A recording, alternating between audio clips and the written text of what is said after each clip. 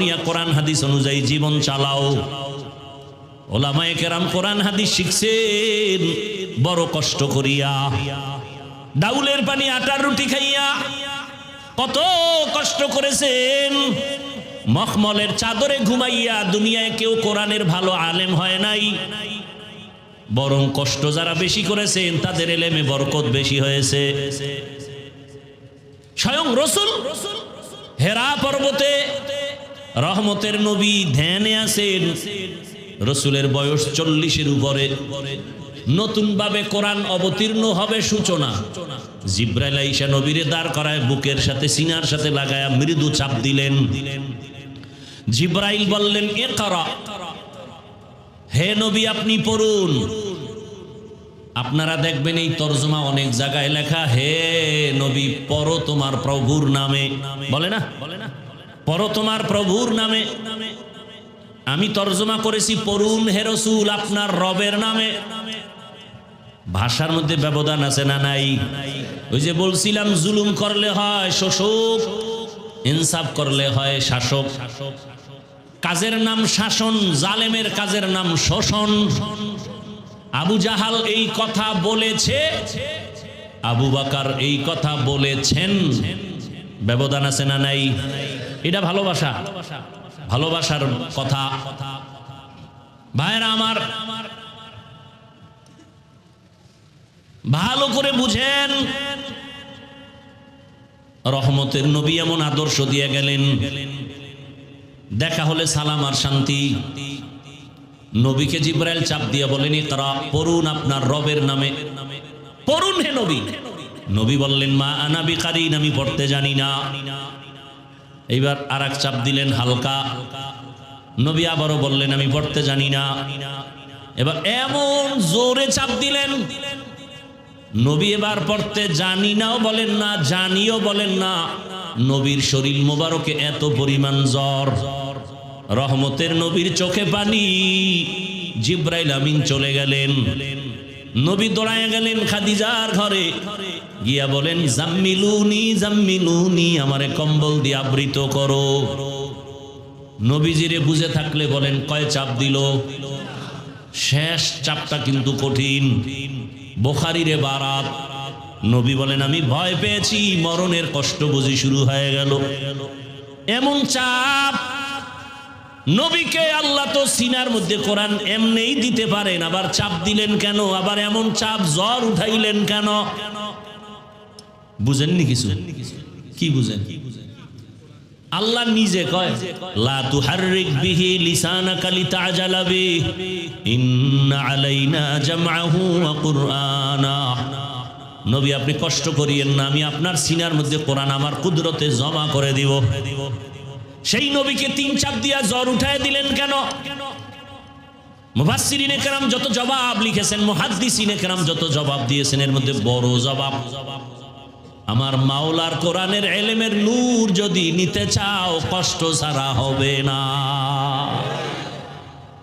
আর এখন কষ্ট নাই, জামা কাপড় ধোয়ার মতো কর্মচারী আছে, খালি টাকা দাও। খানা 3 বেলা না 5 বেলা, আসরের পরে খানা, ফজরের পরে ডিম দুধ, ঘুমের আগে আপেল মালটা, খাওয়াইতে খাওয়াইতে এত পরিমাণ খাওন আছে না নাই? এত যদি খালি খাওয়াইয়া রাখে তো এলেম ঢোকার ছিদ্র তো সব বন্ধ। বড় কঠিন হালাত, এত পরিমাণ কষ্ট। রহমতের নবী কষ্ট দিয়া আল্লাহ বুঝাইলেন, এলেমের জন্য কষ্ট করা লাগবে, কষ্ট ছাড়া এলেম আসবে না, এবং সেই এলেম সিনাত থেকে যাবে না, সেই এলেমের বরকত হবে অনেক বেশি। আর এখন 3 বেলা খাওন, রুটিন দেখে গোশত আছে কয় বেলা, কি এরা হলো তালিবুল ইলম। আমি কই না না, এরা তালিবুত তাআম, এরা তালিবে ইলম না, এরা ইলম তালাশ করে না, এরা খাওন তালাশ করে, তালিবে তাআম। এজন্য খাইয়া লইয়া আরেক জায়গায় যায়, এখানে ভালো লাগে না, বাবুরচির ভাগ ভালো না, আরেক জায়গায় চলো। ইলমের বরকত নাই। আবার কিছু আল্লাহর বান্দা আছে কষ্টকে মাথা পেতে মেনে নিয়ে ইলমের দরজা ছাড়ে না। রাতের বেলা সবাই যখন ঘুমায় যায় আমার ওই তলে কান্না করে, ও দয়ার মালিক দয়া করে তুমি ইলমের দরওয়াজায় নিয়ে আসছো, গুনার কারণে তুমি ফালাইয়া দিও না।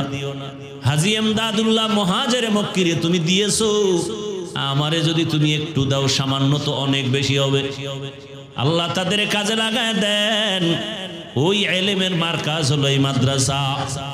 ও যুবক বাবারা, বৃদ্ধ বাবাজিরা, সন্তান তুমি স্কুলে পড়ে ডাক্তার হও, ইঞ্জিনিয়ার হও, প্রফেসর হও, তবে মাওলার কোরআনটা আগে শিখে নাও। পারো নাই, এখন শিখো। প্রতিদিন 1 ঘন্টা টাইম দাও। আমার আল্লাহর কোরআনের মতো আর দামি কথা কই পাইবা? আমার আল্লাহর কোরআনের আওয়াজের মতো দামি আওয়াজ কোথায় পাইবা? আল্লাহর কোরআন সিনায় নাও, সন্তানটারে কোরআন পড়াও, ফাঁকে ফাঁকে কোরআন পড়ায় নাও। আম্মা জানেরা কোরআন পড়েন, কোরআন বড় দামি, কোরআনটা আপনার সিনায় থাকবে। সহযোগিতাও করলে আল্লাহ কোরআন যেমন হেফাজত করবেন, কোরআনের সাথে যাদের সম্পর্ক থাকবে আল্লাহ তাদেরকেও হেফাজত করবেন। যারা দান করছেন আল্লাহ আপনাকেও হেফাজত করবেন। আমি আলেমকে আল্লাহ জান্নাত দিবেন, যেই যেই সুবিধা দিবেন আমাকে আলেম বানাবার ক্ষেত্রে যারা আমাকে সহযোগিতা করছেন আল্লাহ তাদেরকেও সেই নিয়ামত দান করবেন, সেই পুরস্কার দান করবেন। আলেমের সাথে সম্পর্ক, কোরআনের সাথে সম্পর্ক, এখনো সময় আছে জোরান। ভিন্ন দিকে শুধু অশান্তি। কোরআনওয়ালাদের সাথে থাইকা নামাজ পড়েন, স্কুলে পড়েন, যাই করেন, নামাজ ছাড়িয়েন না। আর নবীর তরিকার মালা গলায় পড়েন, মা বাবার দোয়া নিয়ে চলেন, শিক্ষকের দোয়া নিয়ে চলেন, ওলামায়ে কেরামের পরামর্শ নিয়ে চলেন, কোরআন তেলাওয়াত করেন। বয়স্ক শিক্ষাও তো বিভিন্ন মসজিদে আছে, আপনি 1 ঘন্টার জন্য প্রতিদিন টাইম দেন, আল্লাহর কোরআনটা শিখে নেন, দেখবেন আপনার বরকত বেড়ে যাবে, হায়াতে রিজিকে ইজ্জতে বরকত বাড়তেই থাকবে। এখনো সময় আছে রে বাবা, আল্লাহর কাছে তওবা করেন। জীবনে তো মনের মতো কম গুনাহ করলেন না, মনে চাইছে দাড়ি রাখবেন না, রাখেন নাই, মন বলছে আর নামাজ পড়া যাবে না, পড়েন নাই, মনে বলছে আলেমরে গালি দিবেন, দিয়েছেন, মনে চাইছে পার্কে যাবেন, দৌড়ায় গেছেন। এখন তওবা করেন, কয়দিন আর দুনিয়ায় বাঁচবেন? আল্লাহর কাছে তওবা করেন, মনে মনে বলেন। আপনার মতো কত যুবক দেখি স্কুল কলেজে পড়ে কিন্তু নামাজ ছাড়ে না, বলেন আপনারা কেন পারবেন না? আপনার মতো কত যুবক জেনারেল লাইনের, র্যাব, আর্মি, পুলিশ, বিডিআরের চাকরি করে নামাজ ছাড়ে না, বলেন আপনি পারেন না কেন? আপনার মতো যুবক জেনারেল লাইনের ব্যবসা করে, চাকরি করে, নামাজ পড়ে, রাস্তায় গাড়ি চালায়, নামাজ ছাড়ে না, বলেন আপনি কেন পারেন না? ও এলাকার মা বোনেরা, আপনাদের মতো কত মা কত বোন এখনো আছে পর্দা করে, এখনো আছে মোবাইলে সময় নষ্ট করে না, নামাজ বাদ দেয় না, আপনারা কেন পারবেন না? আল্লাহর কাছে তওবা করেন। জীবনে আর কয়দিন হায়াত পাবেন জানা নাই, চোখের সামনে লাশ আর লাশ। কয়েক মাস আগে, কয়েক মাস না, 1 মাসও হয়েছে কিনা সন্দেহ, বিদেশ থেকে টাকা আর স্বর্ণের অলংকার নিয়ে আসছে দেশে, এয়ারপোর্ট থেকে গাড়ি তুলছে, বউ মাইয়া ফোলা সহ। বাড়িতে যাওয়ার আগে আগে গাড়িটা রাস্তার পাশে পানিতে পড়ে গেল, সন্তানও মারা গেল, স্ত্রী মারা গেল, কয়েকদিন আগেই তো। ওই আল্লাহর বান্দা টাকা অলংকার নিয়ে কাঁদে। মানুষ বিয়া কইরা খাইয়া না খাইয়া, সন্তান বউ নিয়ে একত্রে থাকার এক আনন্দ আমি তো পাই নাই। আমি টাকার ধান্দায় চলে গেলাম বিদেশ, আজকে টাকা নিয়ে আসছি, কিন্তু কপাল আমার এত খারাপ।